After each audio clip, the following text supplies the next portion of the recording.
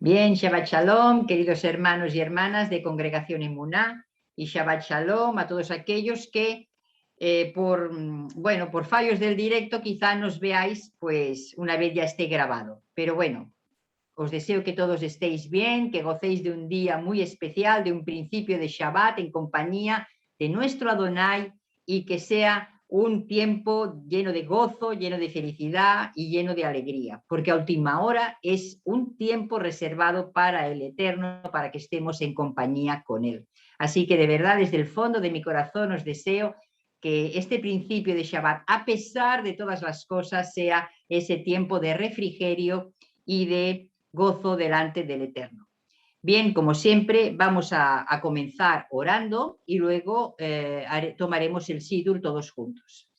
Padre, te doy gracias en el nombre de Yeshua HaMashiach. Gracias por todas las cosas que hasta aquí has hecho en cada una de nuestras vidas. Queremos adorarte y bendecirte en este día tan especial. Queremos, Señor, levantar tu nombre en alto, postrarnos ante ti, darte toda la gloria que tú te mereces, la honra. Gracias por tu fuerza, por tu fortaleza, porque tú eres, Señor, nuestro escudo, nuestro shalom, tú eres todo en nuestras vidas. Y por eso, Señor, en esta tarde postramos nuestro corazón ante ti, llenos de gozo y de alegría. A pesar de todas las cosas que nos puedan envolver, confiamos en ti y esperamos en ti, Padre. Yo te pido una bendición especial para todos aquellos que nos van a escuchar y que ya nos están escuchando.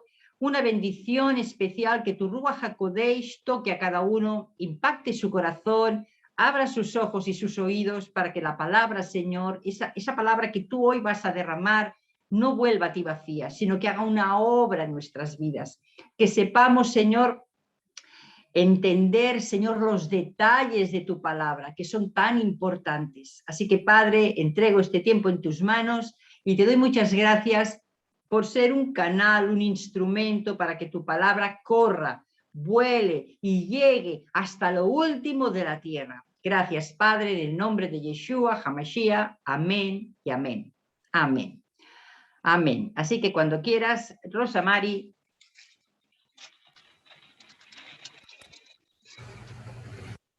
Amén. Amén. Baruch atah Adonai Eloheinu melech haolam, boré pri hagechem. Amén. Gracias te damos, Elohim nuestro, Rey del universo, Creador del fruto de la vid, en el nombre de Yeshua HaMashiach. Amén.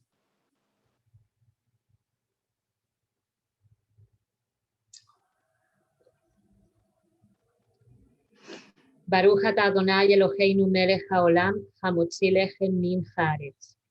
Gracias te damos, Elohim nuestro, Rey del universo, porque haces brotar el pan de la tierra, en el nombre de Yeshua HaMashiach. Amén. Amén.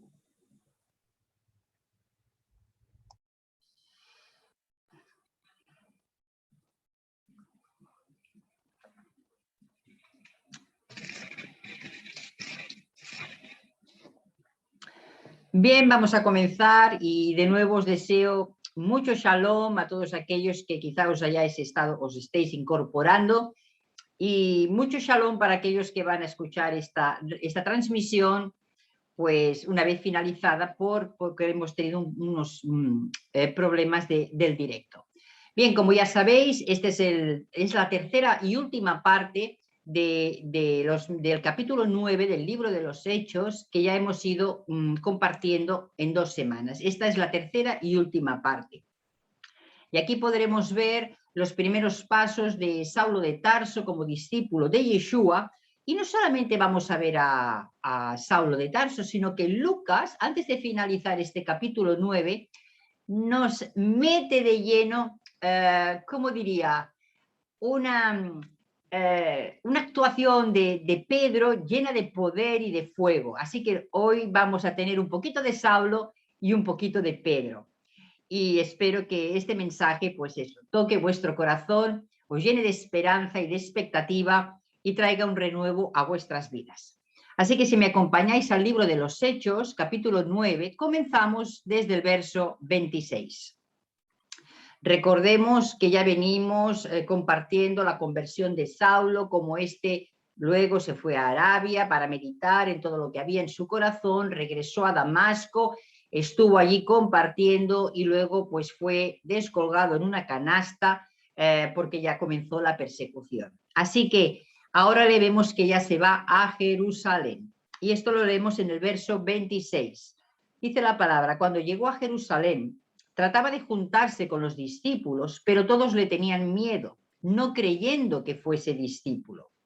Saulo no ocultaba su nueva condición, al contrario, pero la oposición tan grande que había tenido con los seguidores de Yeshua había sido tan fuerte y tan tremenda que los creyentes en Jerusalén, comenzando por los discípulos, no creían que él se hubiese convertido. Les costaba mucho hacerse a la idea de que fuera sincero. Hermanos, cuando lo que más cuesta de ganar cuando algo se rompe es la confianza. Bien, ellos no confiaban en Saulo de Tarso. Recuperar la confianza en una persona que ha causado daño requiere frutos dignos de arrepentimiento. No podemos confundir el perdón, como hablaré más adelante, de la confianza, porque son dos cosas completamente diferentes, o del resentimiento. Son tres cosas completamente diferentes. Entonces, la confianza sí que requiere frutos dignos de arrepentimiento para que alguien vuelva a confiar en aquel que nos ha hecho daño. Si a ti una persona te ha dañado, es difícil que puedas volver a confiar en ella. La puedes perdonar, la debes perdonar, pero para que vuelvas a confiar, esta persona tiene que ganarse de nuevo tu confianza. Así que en el caso de Saulo de Tarso, es verdad que tenían que ser prudentes, pero también no podían caer en el extremo de pensar que una persona, aunque hubiese hecho cosas muy malas, no se podía arrepentir. Y esto es una enseñanza para nosotros también. Cuando vemos que una persona ha hecho cosas terribles, no podemos hacer acepción de personas o pensar que el Señor no lo ha cambiado o no lo puede cambiar, sino que tenemos que aceptarlo, y más cuando hace frutos dignos de arrepentimiento. Así que entendamos estos principios de la palabra. Bien, perdón, no podemos guardar resentimiento, pero la confianza se tiene que ganar. Así que seguimos leyendo el verso 27. A Saulo le salió un defensor, un poderoso defensor, y gracias a él es que los demás le aceptaron. Vamos a leerlo. Entonces Bernabé, que ese fue el defensor de Saulo, tomándole, lo trajo a los apóstoles y les contó cómo Saulo había visto en el camino al Señor, el cual le había hablado, y cómo en Damasco había hablado valerosamente en el nombre de Yeshua. Así que vemos cómo Bernabé le defiende delante de los apóstoles, contando su testimonio y diciendo cómo Saulo, ahí en Damasco, había hablado con denuedo en el nombre de Yeshua.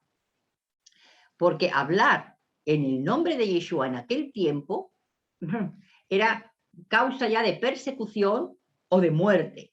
Así que al oír esto, los discípulos entendieron que verdaderamente ahí había habido una conversión de un perseguidor a un perseguido. O sea, de un hombre que hasta ahora había asolado a la congregación que seguía el movimiento de Yeshua, ahora había pasado al otro bando, ahora era parte de su mismo grupo, era un hermano para ellos. Y esto de verdad que fue para ellos un testimonio tremendo, ¿no? Y Bernabé corroboró ese testimonio, hablando de las cosas que Saulo ya había hecho en Damasco. Así que estos hermanos, estos discípulos, le recibieron sin rencores. Usaron del perdón, porque no solamente le recibieron, hermanos, le perdonaron. Perdonaron todo lo que él había hecho, a todos, a cuantos había perseguido y había dado muerte. Recordemos a Esteban. Él había consentido en su muerte. Así que ahí el perdón también fue soltado. Y es que, hermanos, cuando esto es una señal de que el Señor ha tocado tu corazón. Si tú puedes perdonar, es porque ya ha habido un cambio en tu vida. Porque el perdón es algo que no tenemos que esperar a sentirlo para perdonar. Es algo que se tiene que obedecer. El Señor nos dice que perdonemos, no que sintamos el perdón, porque si esperas a sentir el perdón, nunca vas a perdonar.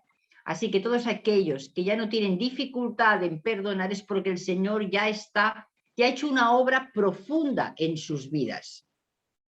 Y antes de que esa falta de perdón te haga daño a ti, tenemos que soltarlo. Porque si no lo hacemos así, esto va a provocar una raíz de amargura en nuestras vidas. Y eso el Señor no lo quiere.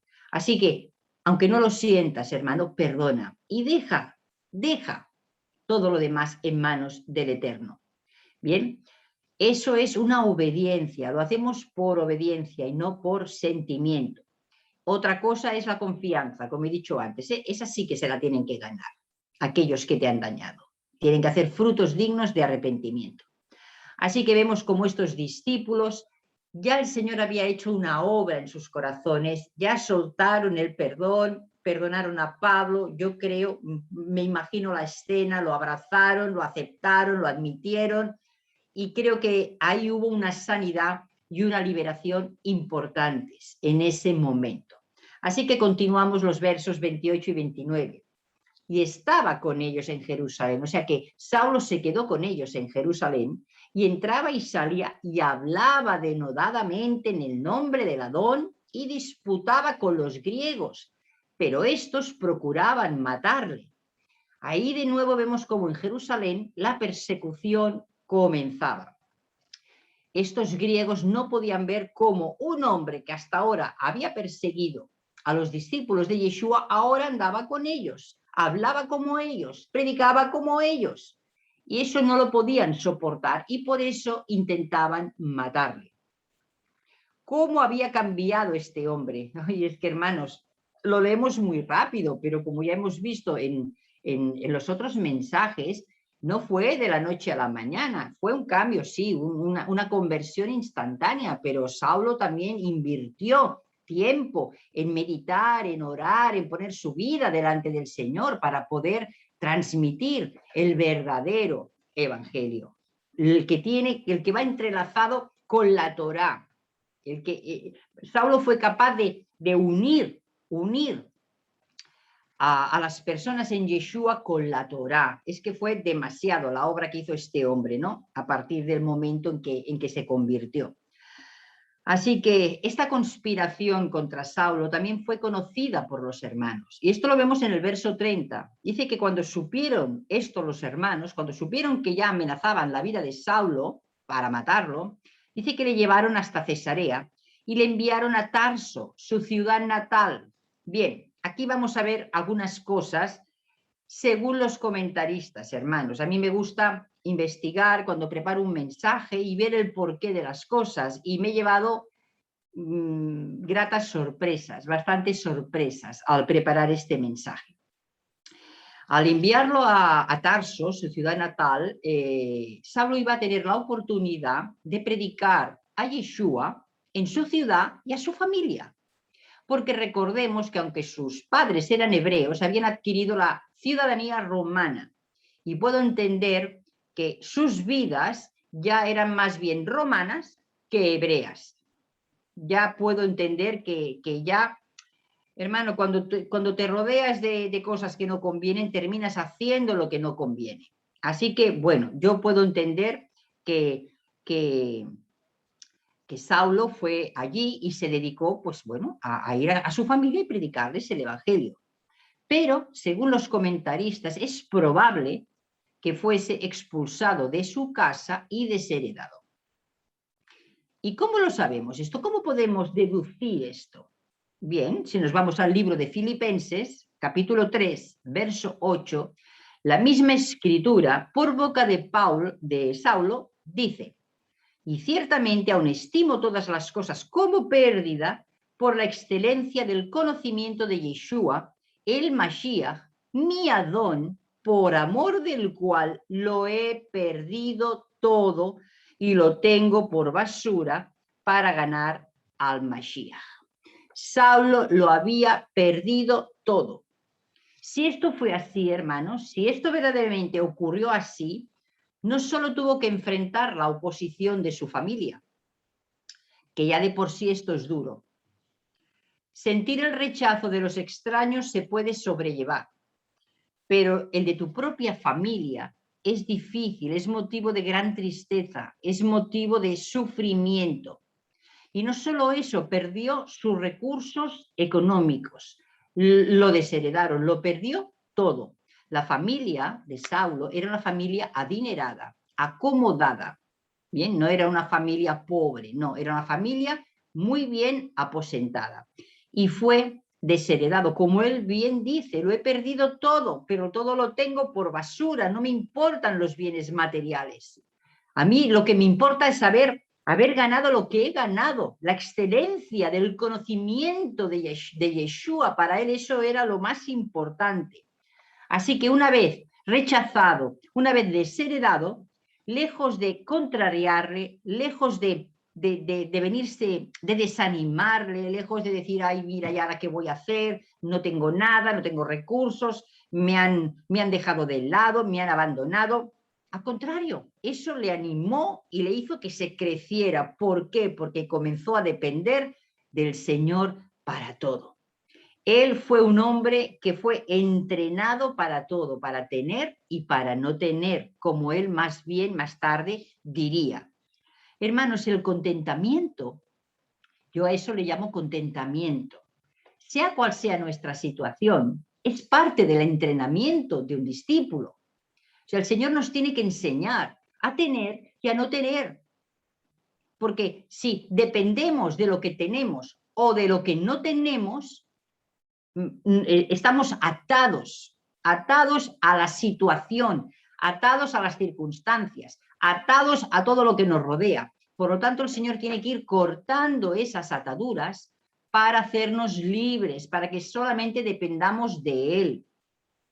Quizá tú has pasado por situaciones en las que lo has perdido todo, o has perdido mucho, o has perdido amigos o trabajo. Es probable que en el momento en que entraste a Raíces Hebreas, todos se apartaron de ti, porque no te entendían, porque no te comprendían, quizá tu misma familia, tus hermanos, etcétera. Todos hemos sufrido pérdidas por amor de Yeshua, todos los que estamos aquí.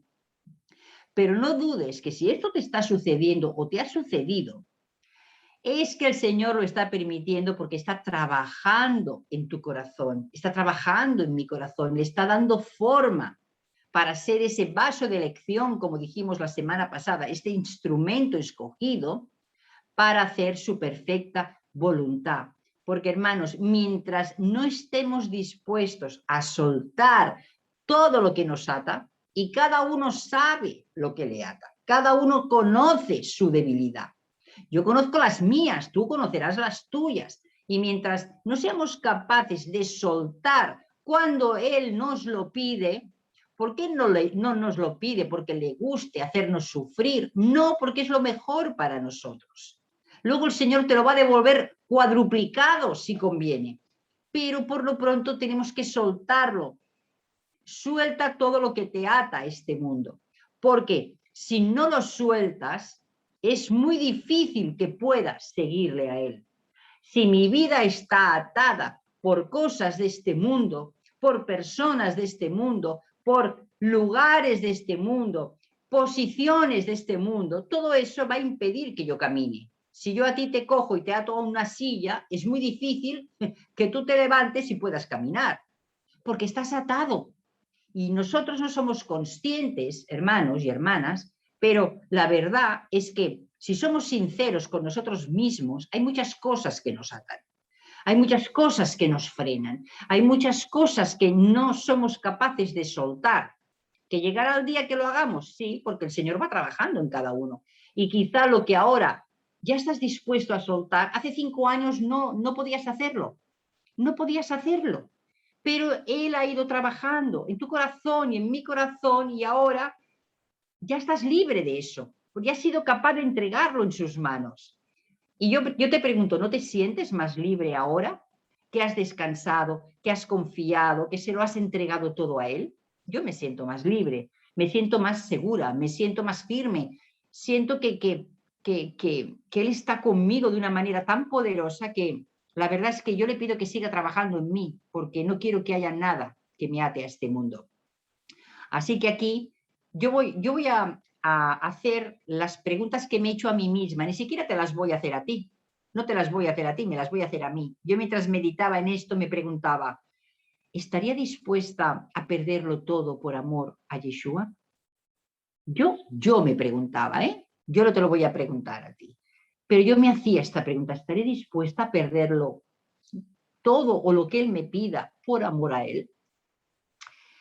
Persigo la excelencia del conocimiento del Mashiach. Es para mí lo más importante perseguir el conocimiento de su persona, porque está escrito que es bendito aquel que le conoce, que le entiende, que busca conocerle, que busca entenderle. Es bendito por él. Así que, hermanos, yo persigo la excelencia de su conocimiento. Yo quiero conocerle cada vez más. ¿Y qué manera de conocerle que en las Escrituras? Allí me habla él de cómo es, de cómo actúa, de cómo obra, lo que ha hecho, lo que ha dejado de hacer. Todo lo tengo ahí, independientemente que el Señor te quiera hablar. Así que, hermano y hermana, toda pérdida que has sufrido en este mundo por causa del Mashiach, déjame decirte que no se considera como pérdida cuando se ha encontrado algo mejor. Repito, todo lo que has perdido por él no se considera como pérdida. ¿Por qué? Porque has encontrado algo mejor. Has encontrado la perla de gran precio. Has encontrado un tesoro. No es comparable con nada de lo que tú o yo poseamos en este mundo. Por lo tanto, para mí no es pérdida. ¿Por qué? Porque he encontrado algo mejor. Ha encontrado la perla de gran precio. Y esa sí que no la suelto. Esa sí que no la suelto. Y cada vez me aferro más. La otra cosa que vi mientras leía esto es que dice que también Saulo salió de Jerusalén, pero no por miedo, hermanos, sino por indicación divina. ¿Y cómo lo sé?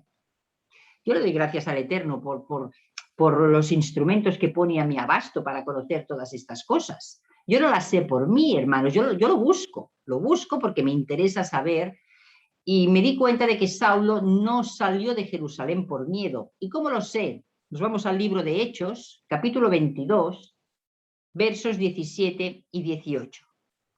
Dice el propio Saulo, y me aconteció vuelto a Jerusalén, o sea que estaba en Jerusalén, que orando en el templo me sobrevino un éxtasis. Escucha. Y le vi que me decía, date prisa y sal prontamente de Jerusalén, porque no recibirán tu testimonio acerca de mí. Yo me maravillo porque me estoy fijando últimamente mucho en los detalles. Saulo usó la expresión, y le vi que me decía. No solo le oyó, le vio. Tuvo una visión.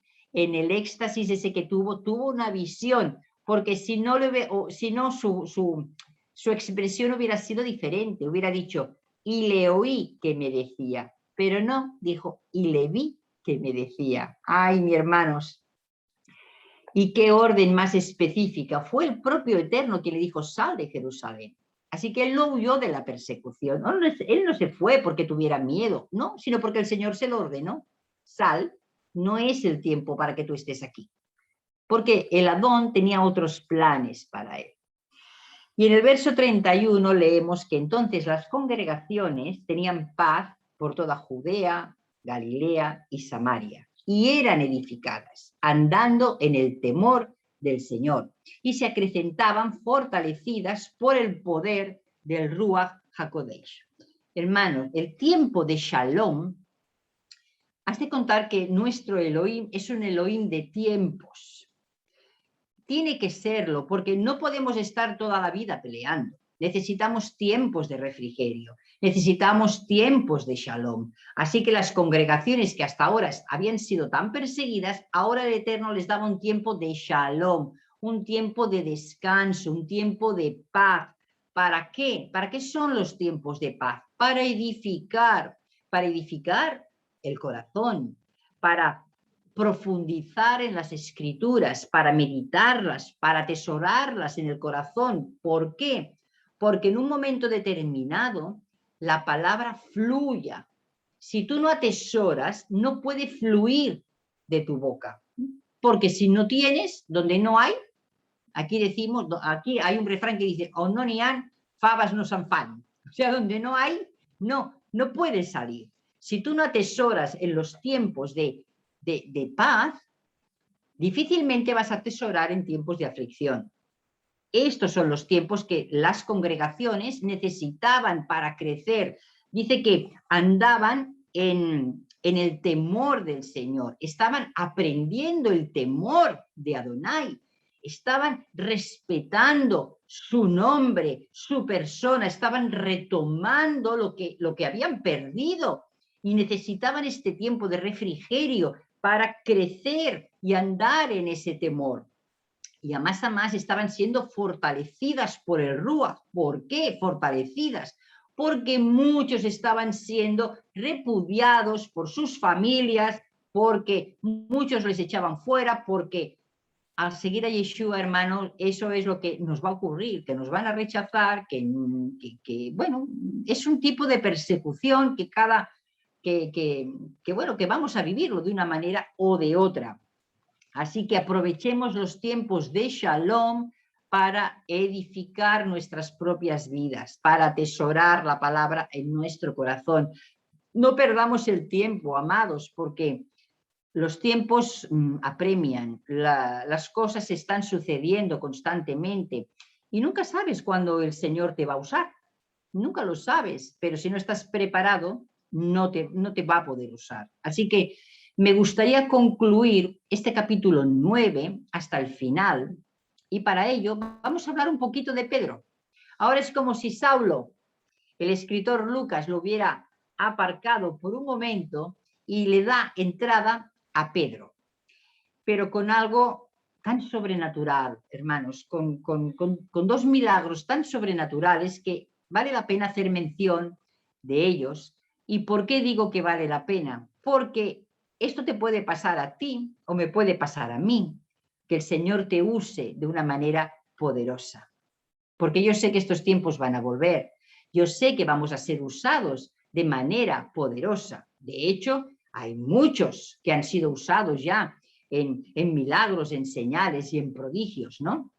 Así que vamos a ver cómo el Eterno usó a este apóstol llamado Pedro, nuestro buen Pedro, que también vale la pena mencionar, no solamente su negación, como siempre la tomamos como ejemplo, sino también las cosas buenas que hizo, cómo el Señor lo usó como un canal de sanidad, como un canal de milagros poderosos.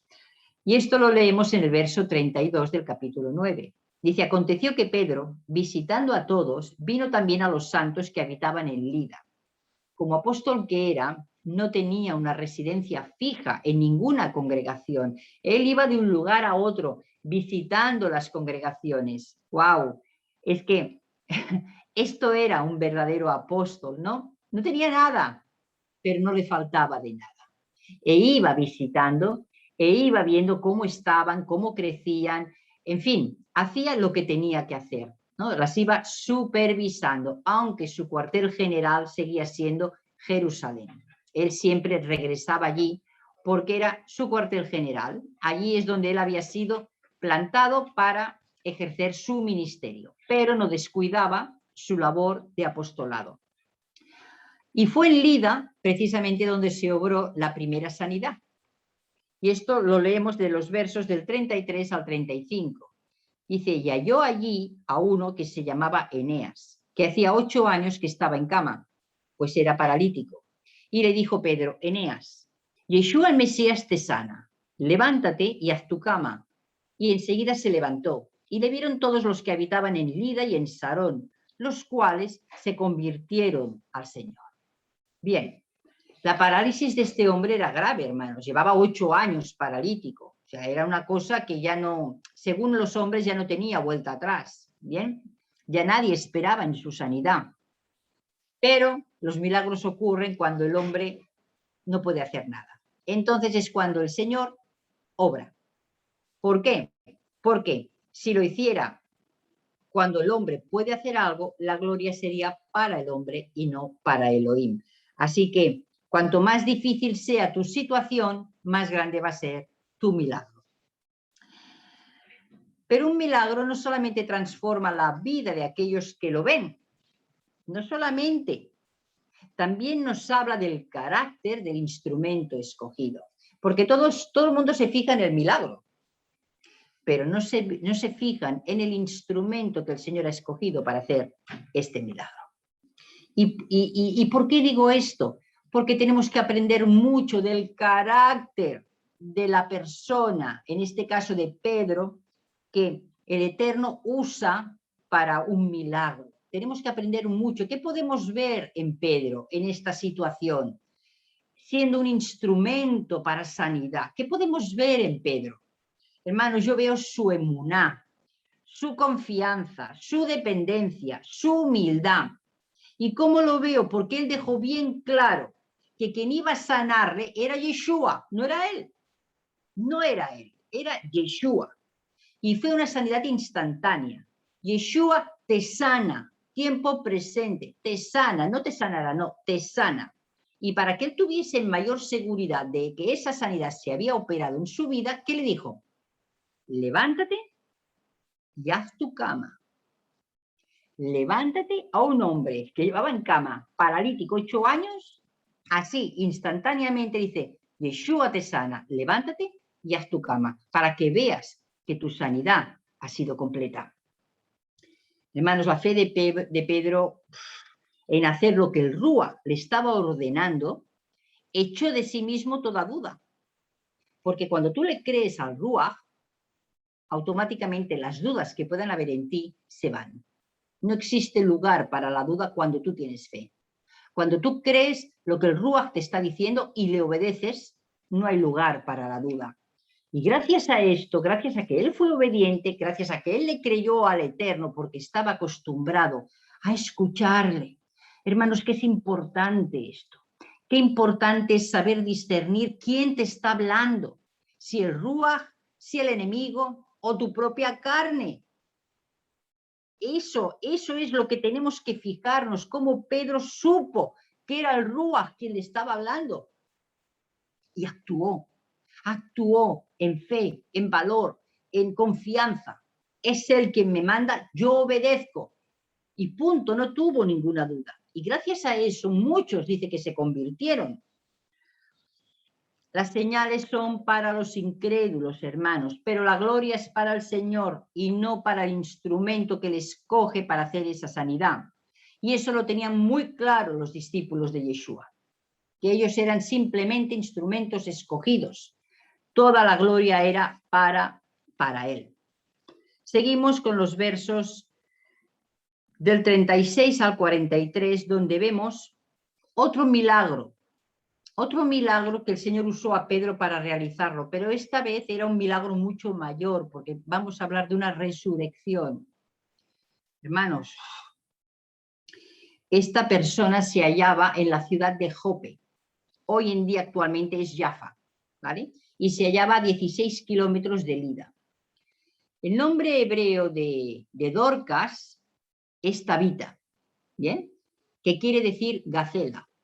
Ese era el nombre de esta mujer que murió.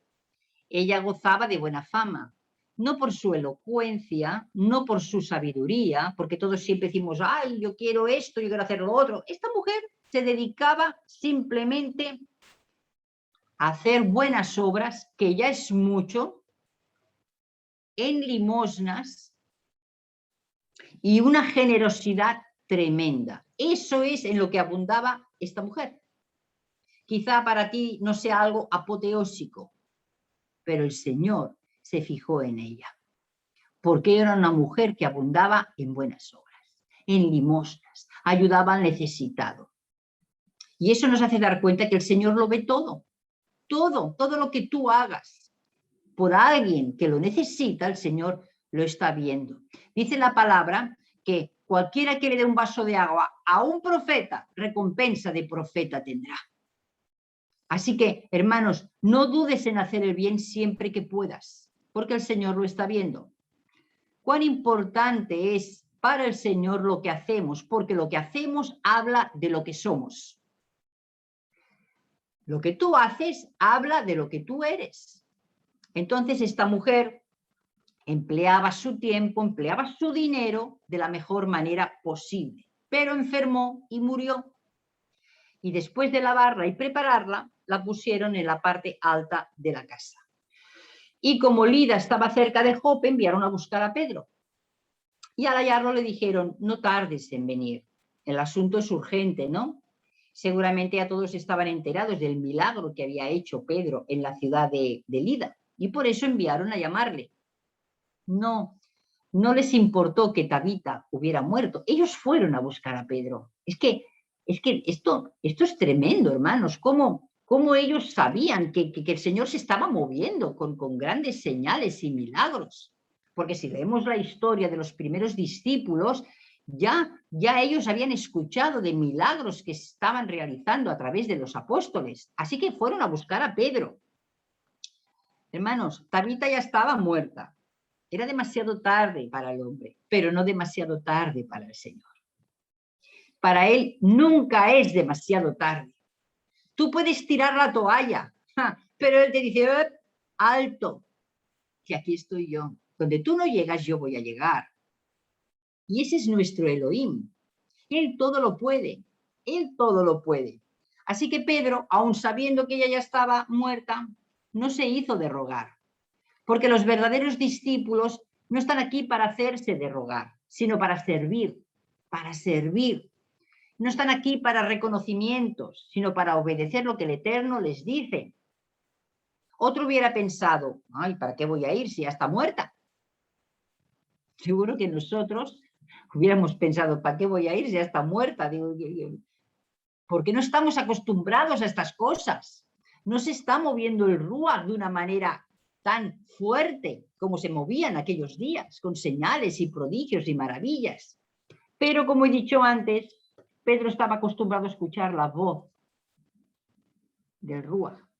Y estoy segura que el Ruach le dijo, ves con ellos, ve. Y Pedro obedeció. Una vez más, Pedro obedeció. Y cuando llegó allí se encontró con una escena, pues imaginaos, ¿no?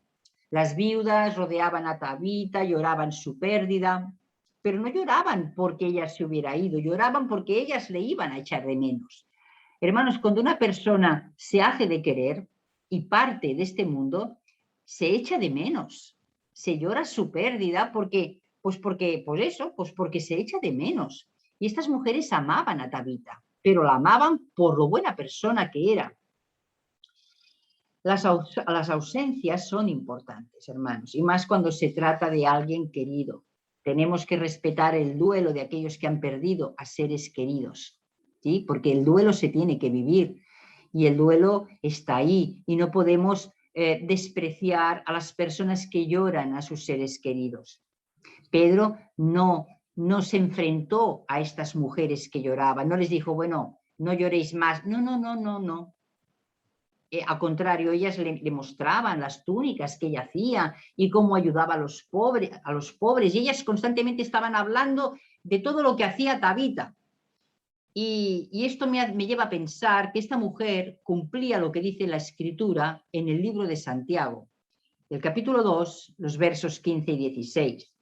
Dice, y si un hermano o una hermana están desnudos y tienen necesidad del mantenimiento de cada día, y alguno de vosotros le dice, id en paz, calentaos y saciaos, pero no le dais las cosas que son necesarias para el cuerpo, ¿de qué aprovecha? ¿De qué aprovecha? Hermanos, las palabras no suplen las necesidades. Son los hechos lo que suple la necesidad, la comida, el vestido, eso es lo que suple la necesidad.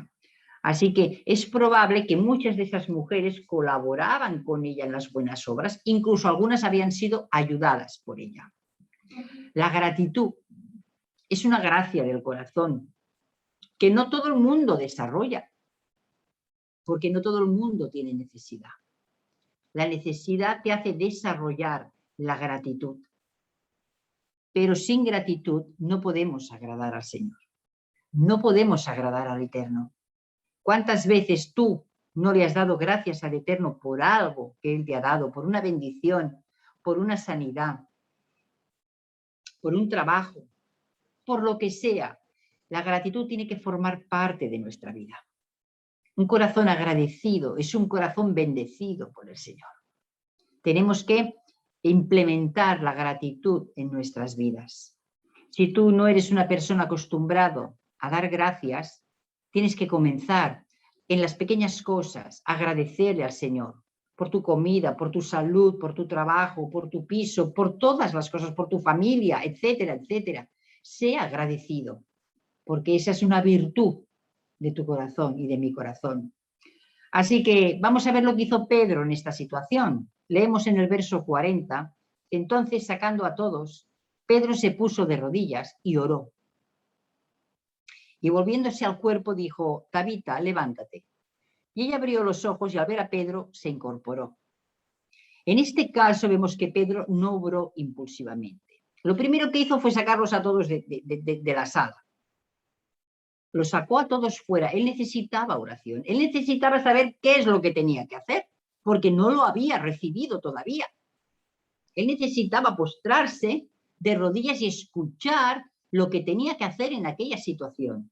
Y esto nos enseña que no podemos obrar impulsivamente, no porque en un momento el Señor nos haya usado en sanidad instantánea para alguien, que nos haya venido la orden enseguida, todas las demás cosas van a ser igual. A veces hay que dar testimonio, y en este caso Pedro los sacó a todos y oró. Oró preguntándole al Eterno qué es lo que él quería hacer en este caso. ¿Cuánto nos enseña esto sobre la humildad de Pedro? Él no fue de prepotente ahí que entró y venga, yo te ordeno que te... No, él no fue, él fue humilde, fue dependiente y fue sumiso a la voluntad del Padre, porque él no sabía lo que el Señor quería hacer con esta mujer. Él simplemente había recibido la orden, ves, pero no lo que tenía que hacer. Y solo fueron necesarias 2 palabras, hermanos. Tabita, levántate. Qué fuerte, hermanos. Esto me lleva a recordar cuán semejante es este caso con la hija de Jairo. ¿Recordáis a la hija de Jairo? Cómo Yeshua también le dijo las mismas palabras. Y esto lo encontramos en el Evangelio de Marcos, capítulo 5, verso 41. Que el Señor le dijo, Talita cumí, que traducido es, niña, a ti te digo, levántate. Así que la orden fue la misma, levántate. Pero hermanos, con esta palabra, el poder del Eterno salió. Con esta palabra, el poder de resurrección salió por la boca de Pedro. Y ella abrió los ojos. Hermanos, a mí se me pone la piel de gallina de ver esta escena, de ver cómo se tuvo que quedar Pedro ante esta señal tan poderosa. Hermanos, cómo se movía el poder de Elohim en aquellos días, cómo eran usados los discípulos con grandes señales y prodigios. No puedo por menos que imaginar la cara de todos los que estaban allí presentes cuando la sacó viva. Es que esto es tremendo, cómo el Señor obraba de maneras poderosas. Y creo que hasta el mismo Pedro se quedó maravillado de ver el poder y cómo el Señor le había usado a él, un instrumento cualquiera le usó para que la resurrección se moviera en la vida de Tabita. Hermanos, una vez más, él fue usado como un canal de bendición para que todos vieran el poder tan grande que tiene nuestro Elohim. Yo no tengo palabras para expresar lo que una persona usada con este don de sanidad siente. Yo solo sé que aquellos que son usados en sanidad son hombres y mujeres que tienen que estar postrados constantemente para no caer en el orgullo y la vanagloria, porque eso no viene de ellos, viene del Adón, de nuestro Adón Yeshua. Y dice la Escritura, ya para terminar, los versos 42-43, que esto fue notorio en toda Jope. Imaginaos, una mujer tan conocida, resucitada, esto lo supo toda la ciudad. y muchos creyeron en el Adón. Y aconteció que se quedó muchos días en Jope, en casa de un cierto Simón curtidor. ¿Por qué se quedó días en Jope? Hermanos, los milagros son señales que convierten, pero luego se necesita la enseñanza de la palabra para mantener esa firmeza en la vida de las personas que se acaban de convertir. Si solamente viven de un milagro, pronto se van a perder. Es menester esa instrucción, es menester ese estar por ellos, ayudarles a crecer en las Escrituras. Por eso él se quedó muchos días allí, para que ninguno se quedara sin instrucción. Y estoy segura que luego los reubicó en lugares o en casas donde pudieran seguir creciendo. Bien, yo creo que esto fue así. Y fíjate que se quedó en casa de un cierto Simón curtidor. Bien, aquí hay algo también importante a tener en cuenta. Para Pedro, esto tiempo atrás hubiera sido impensable. ¿Por qué digo esto? Porque un curtidor de pieles, hermanos, es un oficio que se consideraba inmundo. ¿Por qué? Porque se tocaban los animales muertos. Para Pedro, estar en casa de un hombre, entre comillas, inmundo, según él, tiempo atrás hubiese sido, vamos, ya os digo, impensable. Pero como el Señor ya estaba preparando el camino, porque si seguimos leyendo la historia, no tardó mucho tiempo en recibir la visita de aquellos hombres que le envió Cornelio para que los fuera a visitar, para que los fuera a ver. Y ahí sí que el Señor le habló sobre los gentiles. ¿Recordáis la escena? Pedro mata, come, y él le dijo, Señor, yo nada inmundo he tocado jamás. Y el Señor le dice, no llames inmundo a lo que yo he santificado, a lo que yo he limpiado, tú no lo llames inmundo. Pero no se refería a animales, se refería a personas, en este caso a gentiles. Y vemos cómo el Señor ya había cambiado el corazón de Pedro, ya lo estaba moldeando y comenzó por ese curtidor de pieles, para más tarde ya catapultarlo hacia los que, bueno, los gentiles a los que él tanta aversión les tenía, ¿no? Así que, hermanos, es bueno meditar en todos estos detalles que la Escritura nos proporciona, detalles que vemos confirmados en las propias Escrituras. Y esto es lo importante, que la Escritura se confirma ella misma, no necesita que otros la confirmen, porque ella misma se confirma. Así que con estos dos milagros de Pedro cerramos este capítulo 9 del libro de los Hechos, y hemos podido leer y aprender lo que sucedió en la vida de Saulo y en la vida de Pedro en esos primeros días después de la resurrección de Yeshua, donde ya comenzaron a moverse ellos solos. Bien, sucesos que hoy en día nosotros también podemos encontrarnos. Hermanos, siempre lo venimos diciendo, los tiempos difíciles nos han alcanzado. Estamos viviendo verdaderamente cosas que, bueno, quizá aquí no lo estamos viviendo tanto, pero todos sabemos que hay muchos lugares que ya se está viviendo persecución, a muchos los están matando, otros les han quitado pues todas las cosas que tienen, otros se mueren de hambre. Hermanos, esto está aconteciendo en el mundo. No somos imprudentes, ¿bien? Somos mujeres y hombres creyentes prudentes. ¿Eso qué significa? Tenemos que usar de prudencia, estar preparados para todo, ser esos hombres y mujeres cautos y saber cada uno hasta dónde pueden llegar. Es decir, prudentes en tener un poco de comida, prudentes en tener un poco de dinero, por decirlo de alguna manera. Esa prudencia, no el extremo, la prudencia que tanto caracteriza a un hijo o a una hija del Eterno, pero sobre todo prudentes en cuanto al conocimiento del Señor Yeshua, en lo que puede hacer a través de nuestras vidas. Hermanos, estos tiempos de los milagros van a volver, porque la palabra es cíclica. Lo que fue será. Si el Señor a ellos les usó con señales y prodigios, ¿por qué ahora no nos puede usar a nosotros? Claro que nos puede usar, pero tenemos que estar preparados, santificados, limpios. El Señor no puede usar un canal que no esté limpio, que no esté perfectamente preparado. Tenemos que usar de sabiduría y de prudencia para todos y estar preparados. Y yo me pregunto, os pregunto, ¿vosotros creéis que el Señor puede usarnos en este tiempo con poder? ¿Vosotros lo creéis? Yo creo que el Señor hoy en día nos puede usar de la misma manera que usó a sus discípulos, pero sobre todo teniendo atesorada la palabra en nuestro corazón. Porque ¿de qué me vale tener de todo y no tengo la palabra atesorada en mi corazón?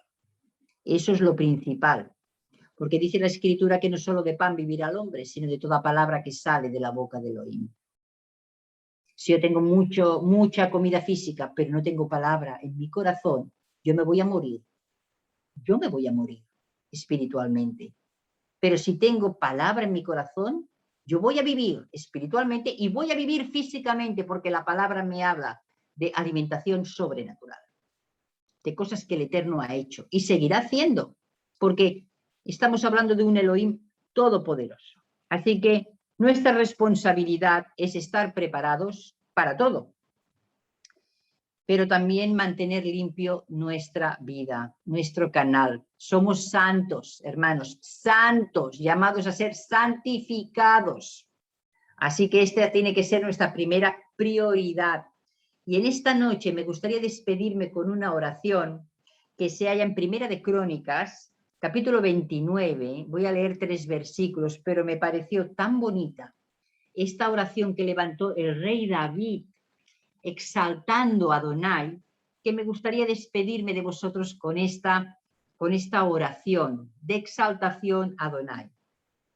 A partir del verso 10 dice: asimismo se alegró mucho el rey David y bendijo a Adonai delante de toda la congregación.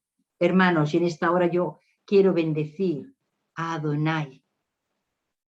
Y dijo David: bendito seas tú, oh Adonai, Elohim de Israel nuestro Padre, desde el siglo y hasta el siglo.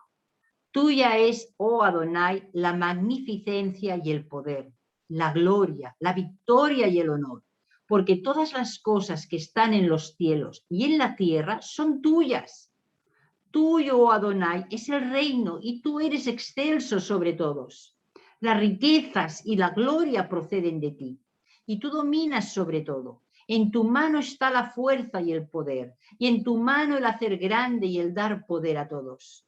Ahora pues, Adonai nuestro, nosotros alabamos y loamos tu glorioso nombre. Amén y amén. Padre, te alabo y te bendigo en esta tarde de Shabbat. Te doy gracias por tu palabra, te doy gracias por esos detalles tan importantes en los cuales nos haces fijar nuestra mirada y entender que tú sigues siendo el mismo. Gracias, Señor, porque vemos que tu palabra es cíclica, constantemente se repite. Es por eso que alabamos y loamos tu nombre, porque tú eres el mismo hoy, ayer y por los siglos. Tú sigues obrando con poder en nuestras vidas, en nuestros días. Nos sacaste de las tinieblas a tu luz admirable. Padre, gracias por tus hechos poderosos. Gracias por el poder de tu Ruach HaKodesh. Gracias, Señor. Es por eso que tu pueblo te alaba, te honra, te magnifica, porque tuyo es el reino, tuyas son todas las cosas. Tuyo es el poder. No hay nadie por encima de ti. De ti dependemos, en ti esperamos, de ti somos, Señor. Recibe nuestra alabanza, recibe toda nuestra adoración en este Shabbat. Yo bendigo a mis hermanos y a mis hermanas en tu nombre, que sean prosperados sus caminos, que sean rectos delante de ti, igual que los míos, y que todos juntos crezcamos para alabanza y gloria de tu nombre. En el nombre de Yeshua HaMashiach, amén y amén. Amén, queridos hermanos y queridas hermanas, hasta aquí el mensaje.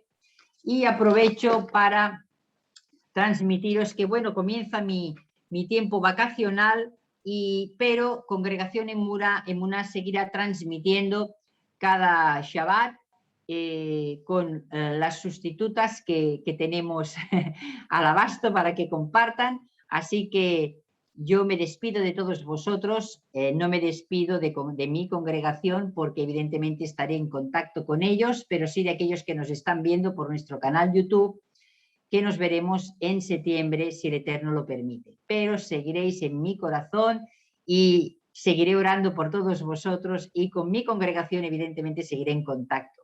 Así que os deseo que todos tengáis un feliz Shabbat y unos Shabbats llenos de bendición en este tiempo de vacaciones que tenemos por delante aquellos que las podemos hacer.